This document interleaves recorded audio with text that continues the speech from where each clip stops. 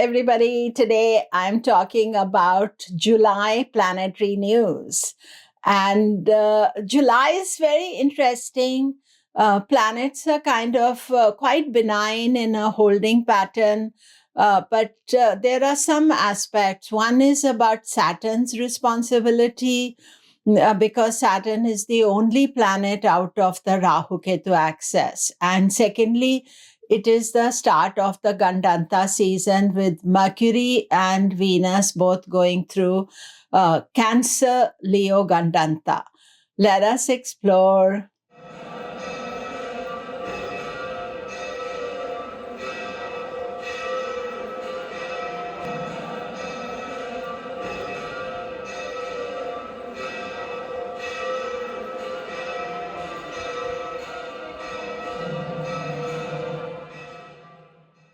Hello, I'm Komilla Sutton, and we are talking July planetary news.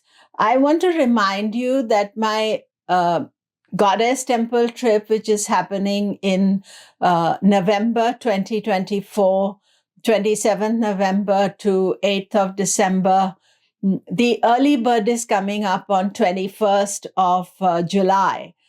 So look up all the details at komilla.com. I hope some of you can come. So let us begin with the July planetary news. Firstly, July is good news is that it's a good month. Nothing is happening. There is no retrograde in July. Saturn has already turned retrograde. So that is, I would say, usually nice. Planets are in a holding pattern. Jupiter remains in Taurus all month. Sun will cross from Gemini to Cancer.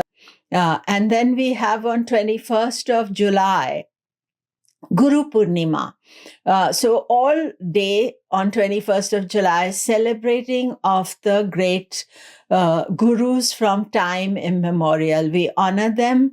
And although people say it's full moon in Sagittarius, actually it's Purnima Titi of Ashada month, and that is lasting 12 degrees or all day. So 21st of July in India, it is, you can look it up when Purnima Tithi starts. I think in USA, where I am in California, it starts on 20th of July. So we will honor the gurus on 21st of July and Om Guruve Namaha. Om Guruve Namaha. Om Guruve Namaha. So think about your gurus. You honor the gurus from time immemorial, on whose path we are walking and whose knowledge we are being blessed by, or the gurus that are at present in your life. So 21st of July, honoring the gurus. So then, the main feature, two main features of July is firstly that Saturn is outside the Rahu Ketu axis. And for quite some time, Saturn will be the only major planet to be outside the Rahu Ketu axis. Moon will join it once in a while. So this creates a lot of responsibility for Saturn, because he is not allowing the Kala Sarpa Yoga to happen.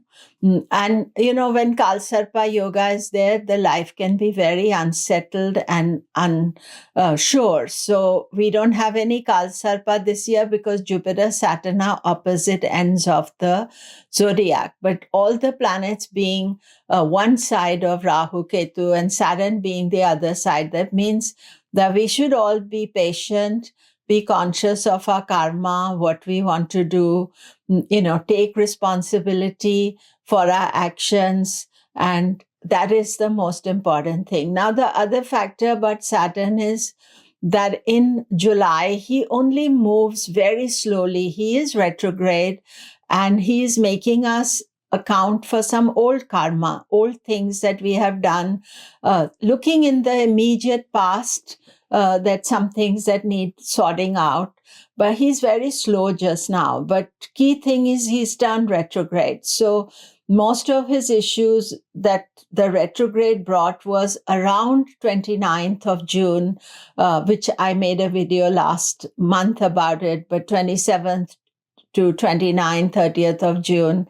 But still, because he is outside the Rahu Ketu axis, his intensity is more, plus his responsibility is more. Moon will join it, for a few weeks and then go again inside Rahu Ketu. But standalone Saturn, so we honor Saturn. And also Saturn's fasting and remedy for Saturn begins in the month of Shravana, which new moon in Shravana is 3rd of August. So we'll talk more about it next month about it, but you can think about, doing some remedy for Saturn at this time. The other important aspect of July is that it is the start of the Gandanta crossings. And Mercury has already gone into Cancer. I'm just going to be making a video for that. And in Cancer, he's going to go through Cancer to Leo on 21st of July. And then from Leo, it'll go into retrograde and then go back to Gandanta, Leo to Cancer, and then Cancer to Leo. So Mercury is starting this whole Gandanta aspect. So the Gandantas, there are 3 Gandantas, and the chief Gandantas, Pisces to Aries, Cancer to Leo, and Scorpio to Sagittarius. So at this moment in July, August, the Cancer to Leo Gandanta is the one that is going to be crossed. It happens every year. Usually you will have one crossing of Venus, one of Mercury, and one of the Sun. But this year, because Mercury is retrograding over the Gandanta point, the first Gandanta Mercury crosses on 21st of July. So this month, that is the one we have to watch out for. And then the month ends with Venus crossing the Cancer Gandanta. Venus will only do the once Cancer into Leo, no retrograde back for Venus. So we are not concerned. But you see, these Gandanta crossings create instability.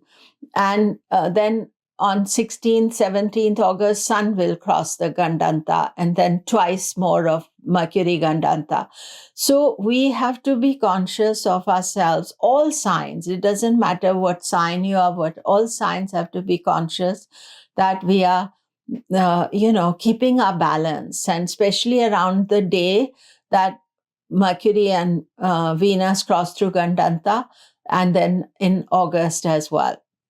But otherwise, the month is rather very pleasant. We don't have any major drama that we have to watch out for, and that is a nice thing. So we should enjoy the month and watch out for these little blips, and especially take care of Saturn and take care of your responsibilities, and do things slowly, calmly, and carefully.